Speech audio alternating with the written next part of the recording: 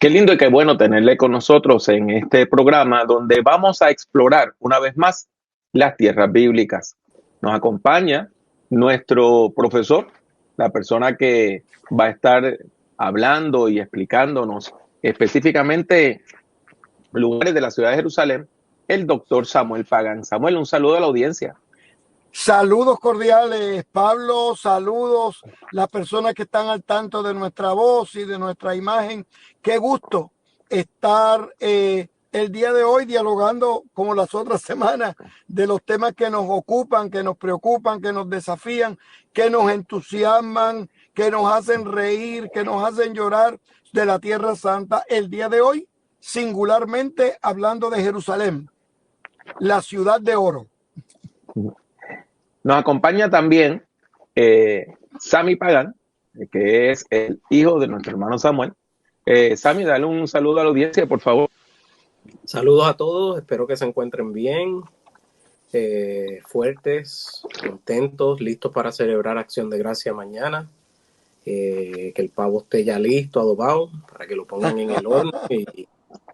Y de verdad que es un placer estar aquí compartiendo con ustedes algunas de nuestras experiencias en la Tierra Santa y prontito fuera de la Tierra Santa. Vamos a hablar de eso también ya la semana que viene, pero de verdad estoy muy contento de estar aquí con todos ustedes. Completa nuestro cuadro hoy el doctor Edwin Rivera Manso. Por favor, un saludo a la audiencia. Buenas tardes para todos los presentes, doctor Pablo, Samuel, Sammy, y también a todas las personas que están conectados a través de este live. Bien contento de poder estar aquí. La pasada semana pues me perdí de esta tertulia, pero hoy sí quiero con un tema que nos apasiona a todos, y es la ciudad de oro, como dice el doctor Samuel Pagán, la ciudad de Jerusalén, ¿verdad? Un ícono para tres religiones monoteístas y principales religiones del mundo: el Islam, el cristianismo, pero también el judaísmo. Así que tenemos un diálogo interesante delante de nosotros. Gracias a todos por estar aquí y bendiciones para todos. Le rogamos a usted que está viendo este programa que haga tres cosas que son sumamente importantes. La primera es que busque y le dé like, le dé me gusta a este programa. Eso nos ayuda a alcanzar otras personas. En segundo lugar, es importante que usted busque un botón que dice compartir, o en inglés dice share. Dele ese botón y comparta esta transmisión en sus redes. Nosotros estamos haciendo eso, todos nosotros estamos compartiendo esto en nuestras redes. Y en tercer lugar, queremos que usted nos envíe un saludo. Envíenos un saludo y lo vamos a colocar en la pantalla.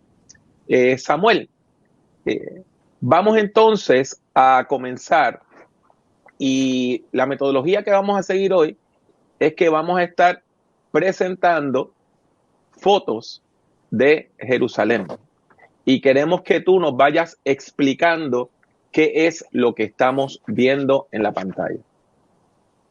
Bueno, en primer lugar, saludos.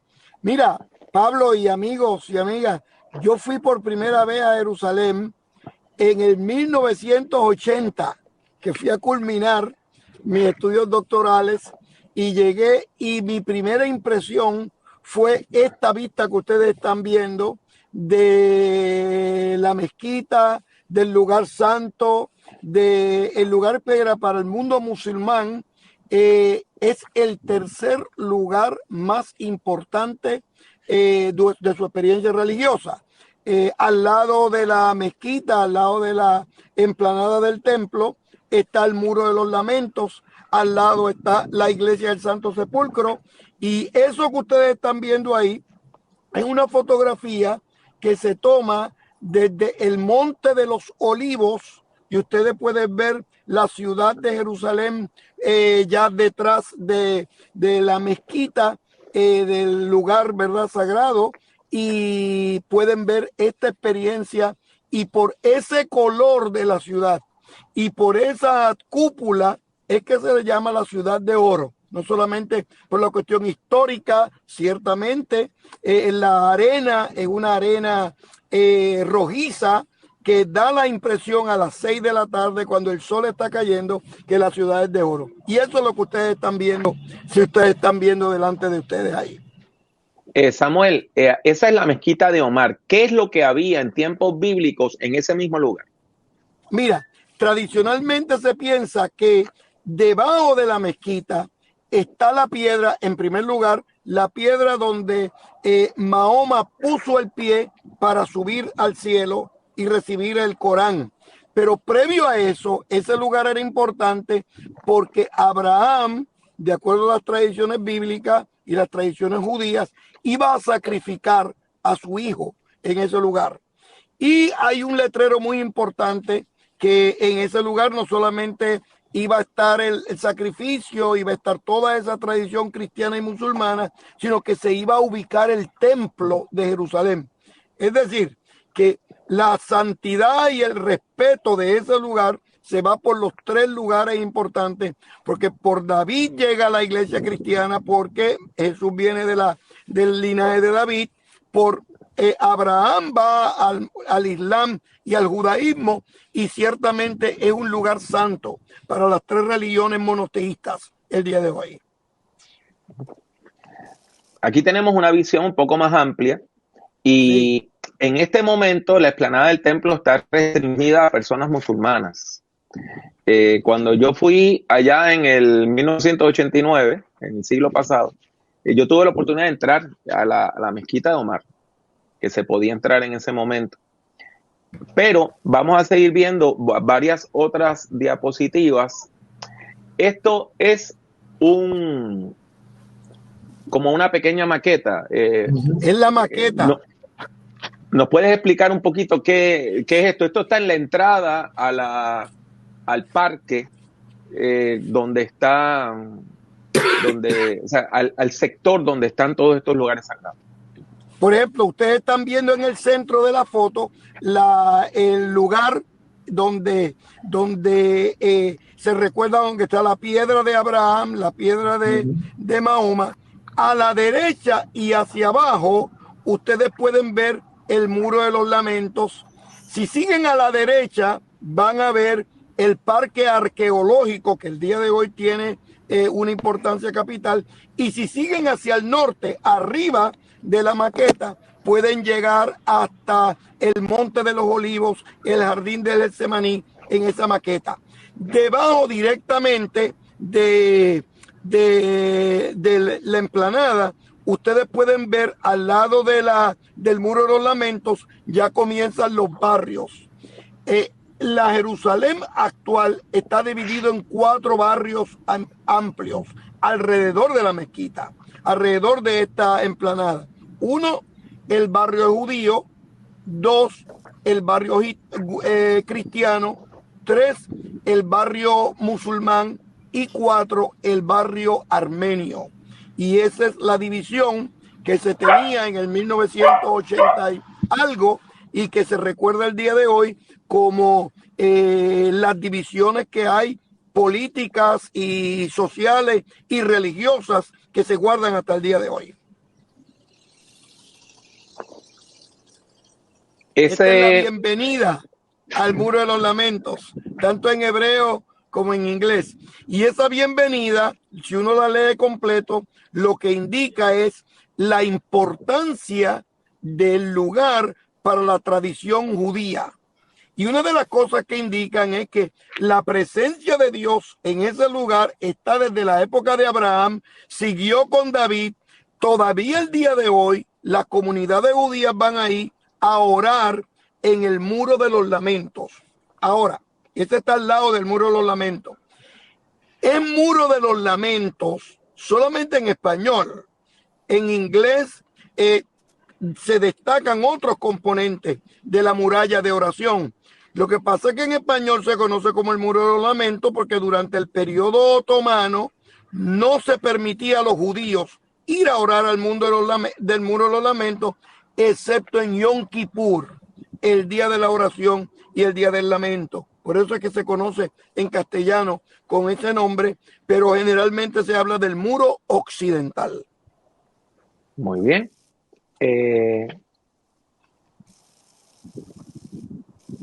Este es casualmente el lugar donde la comunidad judía ora. Este es el Muro de los Lamentos y uno puede ver la mezquita, ciertamente el lugar santo para la comunidad judía. el muro de los lamentos, y arriba uno ve el lugar santo para la comunidad musulmana. Y si esta foto se siguiera a la izquierda, uno ve la torre de la iglesia del Santo Sepulcro, y al lado de la iglesia del Santo Sepulcro está la torre de la iglesia del Redentor, que es la iglesia evangélica luterana, muy cerquita también. Se camina 3 minutos, 4 minutos de un lugar a otro para que vean la santidad del lugar y el respeto religioso que tiene el lugar. Samuel, y en esta foto también uno puede mirar, por favor, uno la toma, y esta foto es principalmente vista desde la entrada que se tiene cuando uno camina por el barrio judío para entrar entonces al área del Muro de los Lamentos. ¿Verdad? Una de las cosas lindas que sucede en Jerusalén es esta ciudad franqueada por muros, y todo este espacio donde se tiene la oportunidad de hacer esa caminata, ¿verdad? Dependiendo de donde se entre, o por el barrio armenio, o por el barrio musulmán, como bien explica el doctor, o por el barrio judío. Y esta entrada que vamos haciendo generalmente con los grupos viene precedida muy cerca de una plaza que tiene quizá no una réplica, sino una construcción a escala, por ejemplo, de una menorá que está puesta, ¿verdad?, con una cúpula de cristal, obviamente construida, ¿no?, con esas dimensiones que se habla en el Antiguo Testamento. Pero siempre una sorpresa muy linda cuando los peregrinos van, poder entrar, ¿verdad?, y tener la vista frontal de la ciudad. Y esto que estamos viendo aquí ahora es ese contraste donde tiene que convivir el mundo cristiano, el mundo musulmán y el mundo judaico. Este montaje o este collage de fotos, esa rampa que usted ve en madera a mano izquierda, en donde está el Domo de la Roca, es la rampa que da acceso a como le llaman, la mezquita o la explanada de las mezquitas, donde no solamente está el Domo de la Roca, que ustedes ven ese domo dorado, obviamente son planchas de oro, de verdad, de 24 años, es real la esplendidez con que se ha construido, pero además de esa, ¿verdad?, que es curioso, se le conoce muchas veces a la gente por el asunto de la mezquita de Omar, por la película Lawrence de Arabia, ¿verdad? Todo ese tipo de cosas que se van mezclando dentro de la historia, la cinematografía y todo ese proyecto, y que hoy en día penosamente está cerrado a la visita, ¿verdad?, de cristianos, de otros peregrinos del mundo, salvo aquellos que pertenecen a la fe musulmana. Y al lado de esa mezquita está la llamada mezquita de Al-Aqsa, ¿verdad? Y si uno tiene los lugares más importantes, como el doctor añadió con relación a los 3 espacios de las 3 religiones, en el caso musulmán es el tercer lugar, porque obviamente está Meca y Medina. Meca, ¿verdad?, como el lugar principal de la religión, y Medina por el nacimiento del profeta Mahoma. Y entonces que obviamente, aunque no hay base histórica, pudiéramos decir aún, con relación al espacio de que haya subido al cielo necesariamente el profeta, ¿verdad?, Mahoma, por ese espacio desde el cielo, o que haya estado tal vez en Jerusalén como tal, pero sí, obviamente es un detalle muy importante para la religión, ¿verdad?, musulmana, y es el destaque obviamente que se le da. Y eso que está ahí, ¿verdad?, son esas peregrinaciones, oportunidades de ir a orar, ¿verdad? A la izquierda estamos en el Muro de los Lamentos como tal, que se puede visitar, se puede ir a orar dentro de ello, y a la derecha está este asunto de los papelitos, que como el doctor la gente te pregunta, oye, ¿por qué ponen papelitos? No hay un verso bíblico que diga, y pondréis un papelillo en el muro, no es Reina Valera. Es una situación histórica, ¿verdad?, ante la conquista de los otomanos y la experiencia todavía, obviamente, en el tiempo del mandato inglés con los acuerdos de Balfour, que no estaba en disposición, ya que luego Jordania queda con Jerusalén y los judíos no podían ir a orar, y muchas veces esa oportunidad de colocar el papel o de llevar tu petición a aquellos que sí pudiesen llegar a orar. Y yo creo que es algo lindo que nos habla de la pertinencia de la oración, de la resistencia, de la resiliencia, de lo que uno cree que en todos los que tu fe te sostiene en momentos de crisis. Así que Jerusalén tiene mucho que decirnos en este día. No, y que fíjate, Edwin y Sam y Pablo, desde la perspectiva educativa, ese muro, llegar al muro, nos permite hablar ciertamente de la historia de Israel, de la historia de Jerusalén, de la historia de la monarquía, momentos de triunfo, ciertamente, momentos de dificultades. Pero también este es un lugar extraordinario para hablar de la oración y la importancia de la oración. Y fíjate, Edwin, cuando estuvimos ciertamente con una doctora de Puerto Rico, Liz Millán, Liz utilizó, y yo lo sigo después de ella, utilizó el Muro de los Lamentos para hablar de la importancia de la oración y la salud mental. Interesante esto. Recuerden que cada uno de nosotros presenta la fe desde la perspectiva de su vida. Sam habla desde la perspectiva musical, Edwin desde la perspectiva homilética de relaciones públicas, Pablo desde la perspectiva pedagógica, pero me llamó mucho la atención de Liz, que destacaba, miren, esta es la importancia, y eso que ustedes ven frente ahí son las escalinatas del templo. Wow, eso es impresionante. Y a la izquierda uno puede ver una entrada. Esa es una de las entradas principales que se tenía para entrar a Jerusalén, y esas eran dos entradas, dos puertas, una para entrar y otra para salir. Y esto era no negociable, entraban y salían, no se podía confundir, excepto las personas que estaban en duelo, que habían perdido un familiar. En vez de entrar por la entrada, valga, ¿verdad?, la repetición, entonces ellos entraban por la salida, y esa era una forma de decirle a la comunidad judía que estaban en un momento de dolor y que necesitaban el apoyo emocional y el apoyo espiritual de la sinagoga y de la comunidad. Una vez más queremos darle las gracias a todas las personas que se están conectando. Hay personas haciendo preguntas, se están contestando. Hemos colocado enlaces a los programas anteriores, así que si usted quiere ver el programa sobre Jericó o el programa sobre Galilea, puede utilizar esos enlaces. Pero ahora nuestro hermano Sammy tiene algo que presentarnos, y es un cántico que él nos ha enviado. ¿Nos puedes explicar un poco acerca de ese cántico que nos has enviado? Bueno, este cántico, y en este caso y en este momento, la razón por la cual la estoy haciendo yo es que en ese momento no se hacía lo que se está haciendo en el video, que es cerrar la iglesia para que un grupo en particular tuviera tiempo de adoración en ese momento. Eso pero fue único. En ese momento fue único, pero los monjes del área se dieron cuenta del potencial de poder hacer eso, y ahora cuando hay grupos pequeños o no hay muchas personas y no hay mucho tráfico en el área, pues ya cierran la iglesia. La iglesia es la iglesia de Santa Ana, que está localizado al lado del estanque de Bethesda, que es donde tradicionalmente se conoce como donde el ángel bajaba, movía las aguas, y el primero que llegara pues recibía el milagro.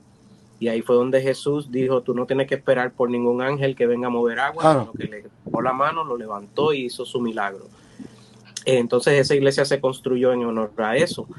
Y lo bien peculiar de esta iglesia, como les estaba mencionando, son las acústicas.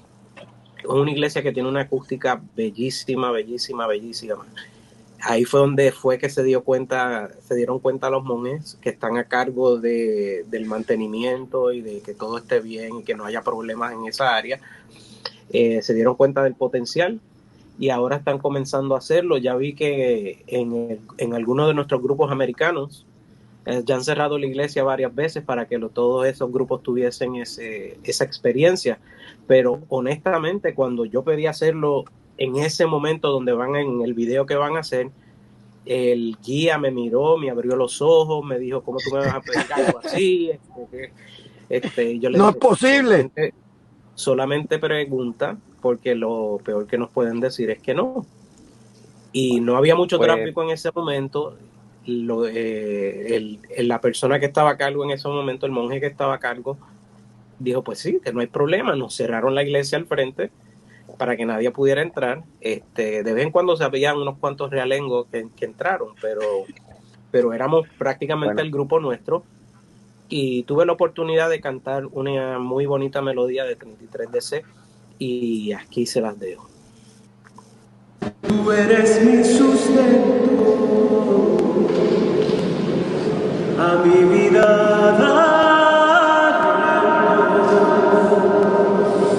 tu espíritu se deja ser como la fuerza que me lleva a luchar contra el tiempo, mi provisión del cielo, el Dios que me desata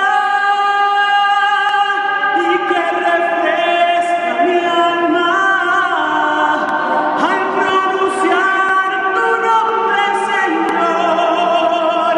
La tempestad se calma.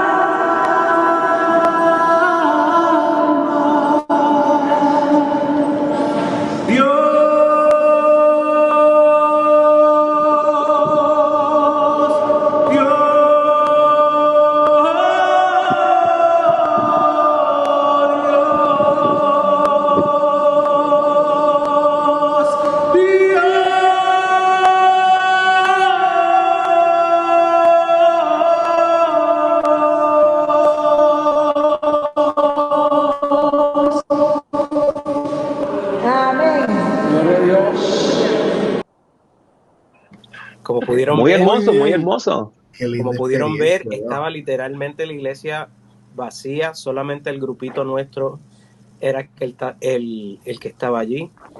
Y fue una experiencia muy grata, todo el mundo salió con mucha bendición y la verdad que fue algo increíble, como una de esas experiencias que uno nunca olvida, y como cantante, como adorador, como compositor, uno se lleva esas experiencias en el corazón y la verdad que ese momento en particular influenció mucho en algunas de las canciones de la última producción que hice y de verdad que estas son los tipos de experiencias que uno tiene por allá y son cosas que no hay dinero que lo pague. Muy bien. Y una pregunta, tal vez aprovechando la coyuntura de donde estamos, cuando uno va caminando por estos lugares, por ejemplo, en el caso de Santa Ana, que está justamente a la Puerta de los Leones, y por ahí comienza el proceso del Vía Crucis, porque inmediatamente está la Fortaleza Antonia y comienza, ¿verdad?, todo ese proceso y se puede caminar técnicamente a pie. Pero algo que yo empecé a darme cuenta cuando fui a Jerusalén, como Pablo decía en la primera transmisión, las conexiones. Yo, por ejemplo, decía, ¿por qué esta iglesia se llama Santa Ana y Joaquín? Yo no había escuchado, como protestante, nunca exponer evangélico al tema de las tradiciones de evangelio apócrifo y cómo estas cosas nutren nuestro conocimiento. O sea, para mí fue una visita de comenzar a darnos cuenta de cómo estas figuras u otras fuentes de información están en otros los evangelios, ya que tenemos a Pablo aquí, que es el gran maestro y educador. Esas conexiones que uno hace de repente, dice, espérate, pero esto no está en Nuevo Testamento, pero ¿de dónde es una fuente que uno puede buscar y complementar ese conocimiento que tenemos? Hablando de conexiones, tenemos aquí una foto de la iglesia de San Pedro donde cantó el gallo, San Piero Gallicantus, ¿verdad? Porque son unos franceses, monjes franceses que están a cargo de eso. Lo interesante es que eso está construido sobre la vieja casa de Caifás. Y Samuel, ¿nos puedes decir qué se ha encontrado allá abajo? Mira, esta es una iglesia muy importante. No es la iglesia más visitada por los peregrinos, porque hay que salirse del camino de la vía dolorosa, pero para nosotros es importante, en primer lugar, porque recuerda el testimonio de Pedro, cómo enfrentó una adversidad. Y entonces ahí tenemos espacio para hablar de eso. En segundo lugar, ahí se encuentra la prisión donde estuvo el Señor preso la noche antes de ser crucificado. Cuando lo sacaron del huerto de los olivos, del huerto de Getsemaní, y lo llevaron a la casa de Caifás y allí estuvo preso. Y en ese lugar es que nosotros separamos tiempo, número uno, para orar en torno a cómo debemos enfrentar las grandes dificultades de la vida. Pedro en ese momento se desorientó. Previamente Judas lo había vendido, luego Pedro lo enfrentó. Entonces vemos, uno, tenemos oportunidad de hablar de uno, la debilidad humana, pero al mismo tiempo presentamos cómo Jesús, uno, enfrentó la venta de Judas, dos, cómo enfrentó la negación de Pedro, tres, cómo enfrentó un juicio injusto donde lo lincharon, pero cuatro, cómo enfrenta la vida, cómo se enfrenta la vida para enfrentar la muerte de pie y con autoridad en el nombre del Señor. Hay un elemento más en esta iglesia que destacamos, y es que esta iglesia está en la cima del monte. Hay que ir subiendo desde el huerto de Getsemaní. Y los peregrinos judíos que llegaban a este lugar, que iban subiendo para llegar a Jerusalén, iban recitando salmos. Y uno de los salmos que más recitaban cuando subían a la ciudad de Jerusalén era el Salmo 121. Alzaré mis ojos a los montes, ¿de dónde vendrá mi socorro? No dará tu pie al resbaladero. Escuchen esto. Y se encontró cuando estaba subiendo, cuando las escalinatas van subiendo, en una esquina de escalinata se encontró un fresco, una fraseología del Salmo 121. Y la que se encontró, lo que dice es: no dará tu pie al resbaladero, ni se dormirá el que te guarda. Lo que pensamos, lo que arqueólogos nos dicen, es que parece que en ese lugar había la montaña, era difícil subir. Entonces ellos ponían un texto bíblico para que les recordara que aunque subir era difícil, el Señor estaba con ellos ayudándolos en ese peregrinado. Y precisamente, esa iglesia. Y precisamente estamos viendo aquí el lugar por donde subían. Estas piedras no son del tiempo de Jesús, son del siglo 3 o 4, pero es el mismo camino. Igualito. Es el mismo camino. Antes, vamos a regresar un momentito a la casa de Pablo, porque hemos estado, a través de todos estos Facebook Lives, hemos estado hablando de cómo estos viajes nos transportan a los tiempos, cómo los lugares que visitamos, cómo vemos los lugares que Jesús visitó. Y mi experiencia, ya he ido varias veces a la casa de Caifás, como se conoce en inglés. Sí. Y es bien importante porque de la forma que uno entra, uno se imagina pues cómo va a haber una cárcel dentro de una casa. Tú sabes, y después en casa de un sacerdote, ¿dónde lo van a poner? Cómo era que tenía una cárcel. Y no es que la casa como tal tuviese una cárcel, y eso es lo que choca a los peregrinos cuando van a visitar. Bajamos un set de escaleras que es como si fuese una cueva. Ajá. Entonces eso se va bajando y bajando y bajando, y llegamos a un cuarto que si mal no recuerdo era una cisterna. El agua donde llovía se llenaba, y entonces esa era la cisterna de la casa. Ahí fue donde pusieron a Jesús. Y cuando la gente ve eso, yo no he visto hasta ahora en los viajes, todos los viajes que he hecho, persona que no salga con lágrimas de ese área. Claro. Porque nos da una nueva perspectiva. Acuérdense, aquí fue donde, después de Getsemaní, aquí fue donde vino Jesús. Lo sacaron de allá, lo pusieron ahí para esperar a que los sacerdotes llegaran y comenzaran la primera parte del juicio. Y ver eso, ver esa experiencia, bajar, ver dónde lo pusieron, saber que lo pusieron en un lugar tan frío, porque ese tipo de áreas, el frío se multiplica. Intenso. Y es un frío intenso, posiblemente en la ropa que tenía cuando estaba en el huerto, y de verdad que la gente sale muy, muy conmovida, y por eso es que nosotros le llamamos a estos viajes los pasos, o en este caso de Jesús, o cuando vamos a Roma, a Grecia, a Turquía, los pasos de Pablo, porque estamos caminando esos pasos, estamos viendo esos lugares, estamos pisando esos lugares donde ellos visitaron. Y es muy importante saber eso porque es la razón, si se pudiera explicar por qué es que nuestras perspectivas cambian, esa es la razón.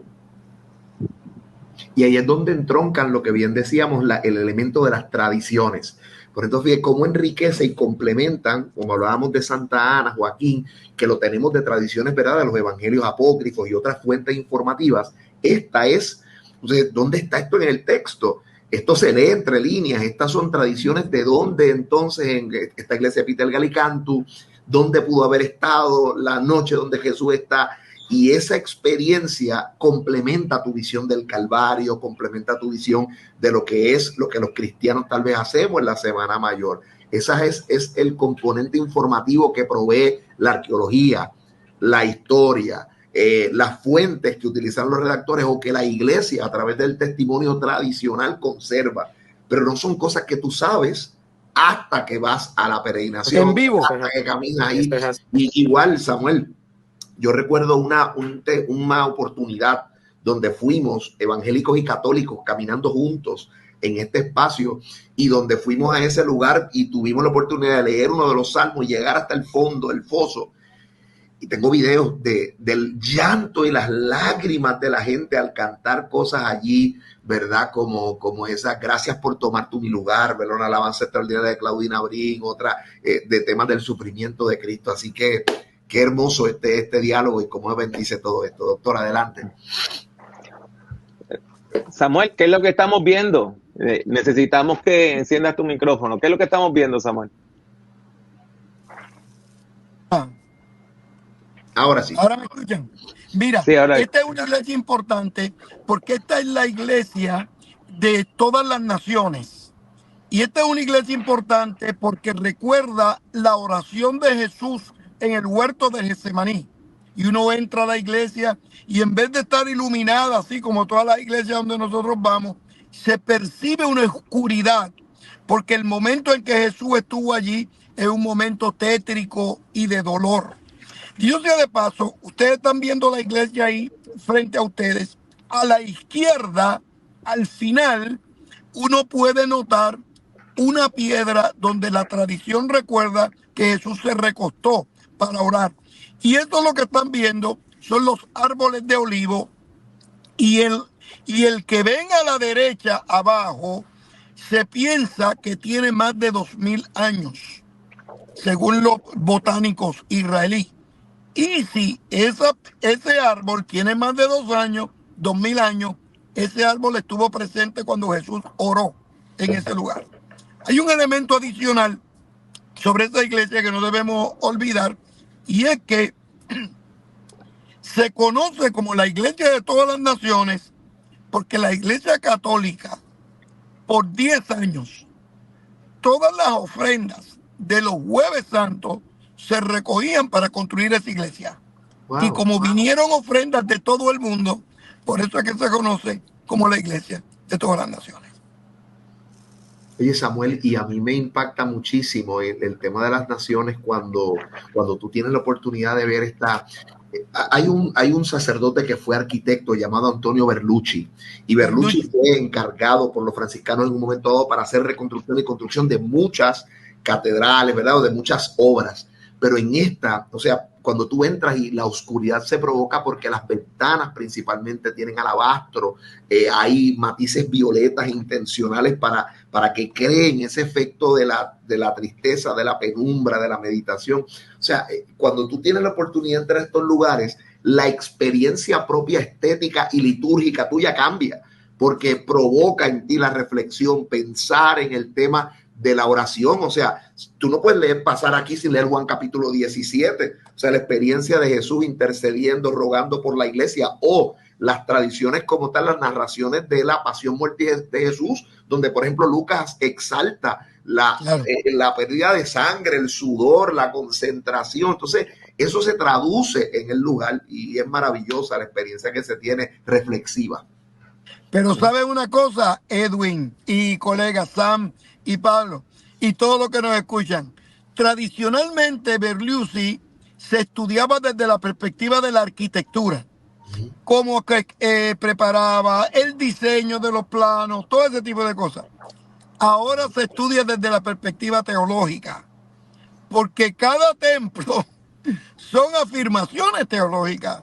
Por ejemplo, en la Galilea hace un templo con una puerta gigante y en la puerta pone la historia de la salvación. Es decir, que más que un arquitecto, que ciertamente era un gran arquitecto y un buen ingeniero, era un teólogo de la construcción. Y eso también es un valor agregado que uno puede ver en ese lugar. Samuel, ¿qué es lo que estamos viendo ahora? Esta es la Vía Dolorosa. No veo bien el número de la estación. 5. La número La 5. 5, muy bien. Ese es uno de los lugares donde la Vía Dolorosa se divide en 14 estaciones. Y cada una de las estaciones tiene un mensaje de la fe cristiana. En la número 5 se afirma, cuando llegamos a la estación número 5, se afirma la importancia de uno enfrentar la cruz con valor, enfrentar la cruz con dedicación, enfrentar la cruz con autoridad. Después de esta estación es que si, Jesús se cae y los soldados romanos toman a un líder de la comunidad para que le tome la cruz a Jesús. Entonces, y eso es importante porque participa alguien en la crucifixión de Jesús y no es de cualquier lugar, del norte del África. Es decir, que el color oscuro de la piel estuvo presente en el lugar, en el momento de la crucifixión de Jesús de Nazaret. Alrededor de la crucifixión hubo blancos, hubo negros, morenos, hubo hispanos, soldados hispanos que venían de España, hubo del Oriente Medio. Es decir, para que tengan una virtud educativa y teológica para la próxima Semana Santa, la crucifixión y la resurrección se da en el medio de una actitud y un contexto multicultural y multilingüe. El Dios, que los cielos de los cielos no pueden contener su gloria, se le ocurre meterse en la historia. Y cuando se mete en la historia, aunque geográficamente fue en una ciudad pequeña de Belén y luego en Jerusalén, el impacto desde el día 1 de la resurrección fue un impacto internacional, multinacional, global, de forma tal de llegar con el mensaje a toda la humanidad. La puerta, la tumba. Mira lo que me está enseñando. Esa es la tumba, el jardín de la tumba. Le voy a dar oportunidad para que los otros colegas, ¿verdad?, también hablen, pero les voy a enseñar un aspecto arqueológico de las costumbres funerarias. Uno ve frente a nosotros, en el medio está la puerta de entrada a la tumba. Y si uno mira abajo, hay como una especie de lugar donde pasaba la piedra. Y todo esto es explicable físicamente. Lo que es interesante es que a la derecha, arriba, hay una pequeña ventana. ¿La pueden ver? Sí. Es que en las costumbres funerarias judías se pensaba que alguien que moría, el espíritu de esa persona se quedaba alrededor del cuerpo por 3 días. Entonces, al tercer día se iba. Entonces tenían que dejarle, porque cerraban la puerta de la tumba, tenían que darle una ventana para que el espíritu se pudiera ir. Esa era la costumbre antigua. Por eso es que cuando el Señor resucita a Lázaro, recuerden que la pregunta fue, mire, ya pasaron los 3 días, ya el espíritu se fue, es la implicación, ya no está ahí. Se complican las cosas, pero para el Señor de la vida eso no es así. Así que ese es el lugar de donde recordamos la tumba que se quedó vacía. Y dicho sea de paso, solamente una notita más. La primera vez que yo fui allí, si ustedes están viendo por dentro en este momento, estaba vacía. Entonces cuando yo la veo vacía, como que me entristezco, porque no había nada. Y cuando salgo, en la puerta hay un letrero grande que dice: ¿por qué buscáis entre los muertos al que vive? No está aquí, sino que ha resucitado. El problema hubiese sido que encontráramos algo. No hay nada, está vacía. Fíjense Edwin, Sammy y Pablo. que esta experiencia que uno tiene en el tema de visitar el jardín de la tumba, quizás mis acercamientos hoy están siendo como mirar esta persona que va desde una fe protestante, tal vez enfrentarse con ello. Quizás algunas personas, por ejemplo, que no hay más de una tradición respecto al tema de la pasión, muerte y resurrección de Jesús. La más antigua, obviamente, es del Santo Sepulcro. Sin embargo, la experiencia que uno tiene cuando se acerca al jardín de la tumba, primero que quizás encuadra extraordinariamente con el tema de la descripción evangélica de dónde fue la muerte, el tiempo donde se tuvo, el momento para practicar el Shabbat, la distancia, la forma en que se crucificaban las personas, esta idea no de las montañas, sino fuera de la ciudad. Este lugar, el Monte Calvario, la Calavera, este lugar encuadra con todas esas descripciones. Pero también la experiencia del huerto, del viñedo, de la tumba de una persona rica, de varias cosas ahí, el encontrar ese símbolo adentro de la tumba, quizás más que nada a lo mejor cruzado, bizantino, con relación al tema de alfa y omega, tú te vas dando cuenta que este lugar tiene una virtud de decir, oye, esto es una buena posibilidad. Y segundo, la experiencia que se tiene de encontrarse con la tumba vacía, la comunión que se celebra allí. Si uno va a ver a nuestras peregrinaciones, generalmente surgen el eje de Lucas, ¿verdad? Que comienzan con el tema de la natividad, van a la parte del milagro o del ministerio, pero terminan con la semana que cambió el mundo. Entonces, terminar con la experiencia de mirar Santo Sepulcro, ver eso es su historicidad, pero mirar la posibilidad, ¿verdad? Que quizás hace de 3 o 4 siglos la iglesia protestante ha quizás afirmado un poco más en torno a la experiencia, es maravilloso. Y yo no creo que nadie salga igual del jardín de la tumba de Garden Tomb. Nadie sale igual al estar tan cerca de esa rememoración de lo que representa la resurrección para todo creyente en Cristo Jesús. Eso es así. Y algo, una nota para nuestros adoradores que nos están escuchando. Es ahí donde casi siempre tenemos nuestro culto de oración. Tenemos una muy buena relación con la persona que se encarga de mantener el lugar. Y siempre lo que hacemos, dependiendo del tamaño del grupo, o nos dan una capillita, no una capillita, es como un parquecito donde nos reunimos, cantamos, adoramos, celebramos la Santa Cena. También, si el grupo es grande, ha habido momentos que hemos cerrado el lugar. Literalmente cerramos, llegamos a las 4 y seguimos adorando hasta que se cierra el parque, nosotros allí todavía. Nos tienen que sacar. Para el dolor de cabeza de la gente que está a cargo. Pero son personas que han compartido con nosotros muchos años, gente que están allá ahora en Jerusalén, que hemos conocido por muchos años. Uno de los muchachos que está a cargo de eso fue estudiante de papi. Y siempre nos tratan súper bien allí. Claro. Pero es ahí donde hacemos ese culto. Siempre tratamos de tener un culto de adoración a medida que nos los permitan, pero muchas veces es difícil por la cantidad de personas que van a los lugares. Y la cantidad de personas que quieren hacer exactamente lo mismo que nosotros queremos hacer. Pero tener este momento, poder llegar al jardín de la tumba, representando tantas cosas para nuestra fe, y poder tener ese culto de adoración y poder compartir, y luego que terminamos reímos, compartimos, meditamos, celebramos, lloramos, hacemos de todo. Es un lugar muy especial para nuestros viajes, para nuestros peregrinos, para nosotros. Está bien.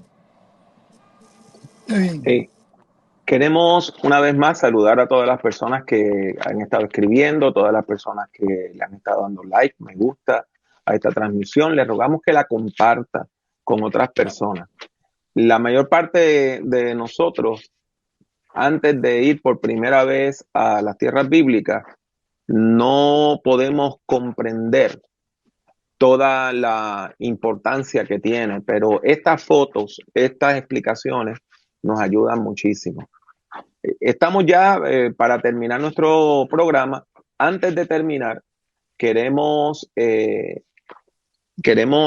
pedirle a nuestro hermano Samuel que nos hable de qué vamos a hablar la semana que viene. Muy bien. Que hicimos un cambio en el itinerario, de manera que la semana que viene vamos a tratar un tema muy importante. ¿Cuál es ese tema, Samuel? Mira, con todas las dificultades del Oriente Medio y los desafíos que hemos tenido, hemos decidido en EO destacar el ministerio del apóstol Pablo, no solamente por peregrinar en Grecia y Turquía, no solamente por peregrinares en Grecia, Turquía y Roma, sino por cruceros, programas en España. Vamos a destacar el ministerio del apóstol Pablo. Y como la semana que viene yo estoy en Grecia, desde Grecia vamos a tener este programa. Edwin acaba de venir de Grecia, Sam ha estado en Grecia, en el lugar del apóstol Pablo. Pablo ha enseñado yo no sé cuántos temas, ¿verdad? Y cuántas clases sobre Pablo. Yo acabo de publicar un nuevo libro sobre Pablo. Es decir, que vamos a destacar al apóstol Pablo y vamos a ver cómo fue que este asunto de la resurrección le cambió la vida a miles y miles de cristianos antiguos, con repercusiones históricas y geográficas que llega hasta el día de hoy. Y eso va a ser la semana próxima. Vamos a ver la importancia para Pablo de la colina de Marte. ¿Recuerdan? Donde él predicó al Dios no conocido. Vamos a ver la importancia de Pablo para Corinto, la iglesia de los Corintos. Si usted hubiese estudiado teología en los años 70 u 80, Pablo, la peor de las iglesias de Pablo era Corinto, que le dieron muchos problemas. Sin embargo, desde los años 90 en adelante, donde se ha estudiado la sociología de la religión y la sociología de los grupos, hemos descubierto que Corinto tenía problemas porque era una iglesia creciente. Era una mega iglesia en esa época. Y el pastor disciplinaba a la gente y orientaba y educaba a la gente. Por eso es que la carta es así. O sea, mientras que en los años 70, uno le preguntaba a los estudiantes, ¿qué iglesia usted no quiere de Pablo? Yo, Corinto, yo no quiero ir para allá.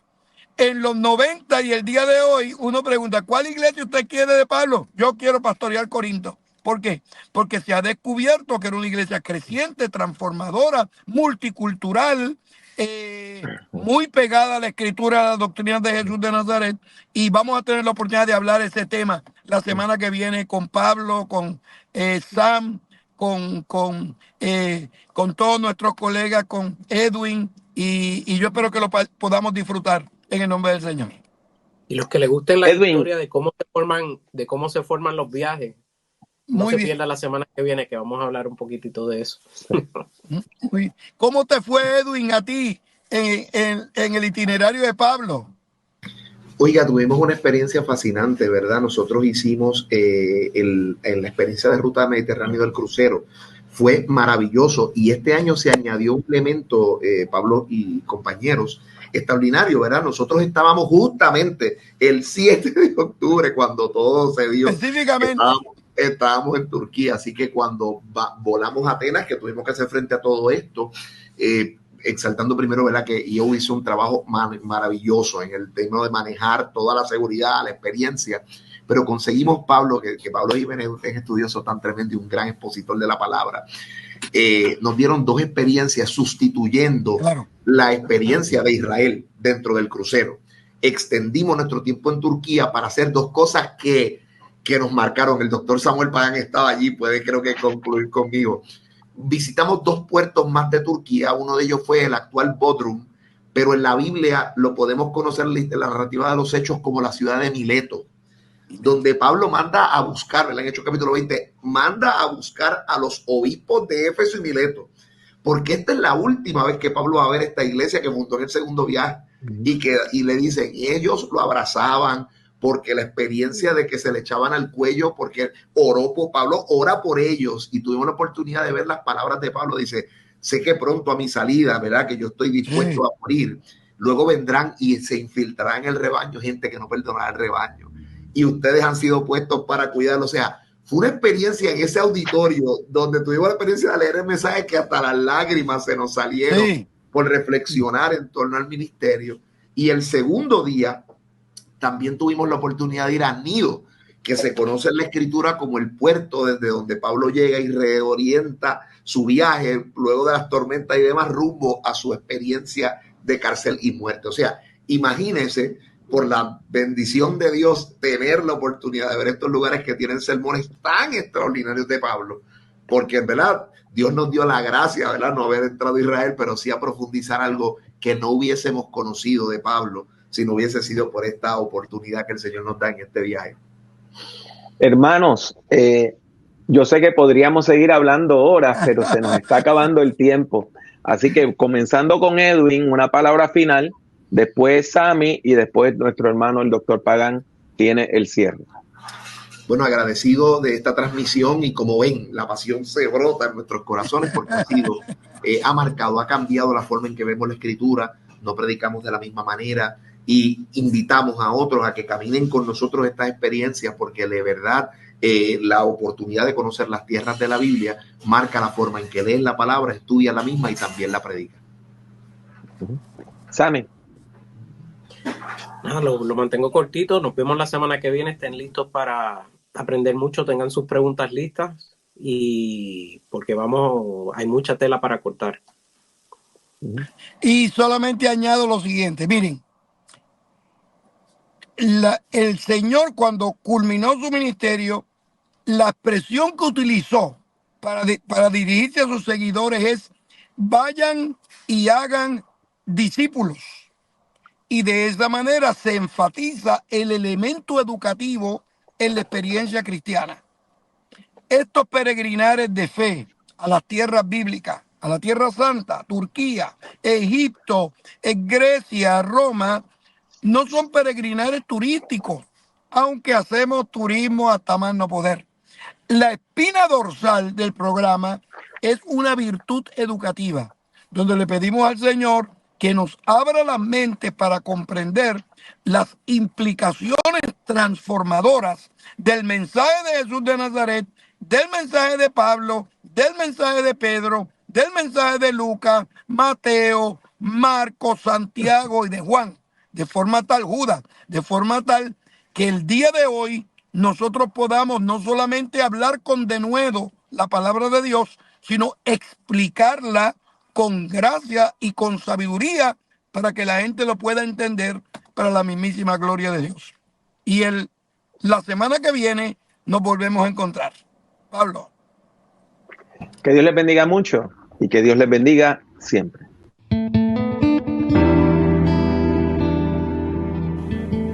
Gracias por escuchar Prediquemos. Puede encontrar otros escritos, audios y videos del Dr. Jiménez en su página personal www.drpablojimenez.com. Siga al Dr. Jiménez en Twitter, Instagram y YouTube. Sintonice Prediquemos y comparta nuestros enlaces con sus amistades.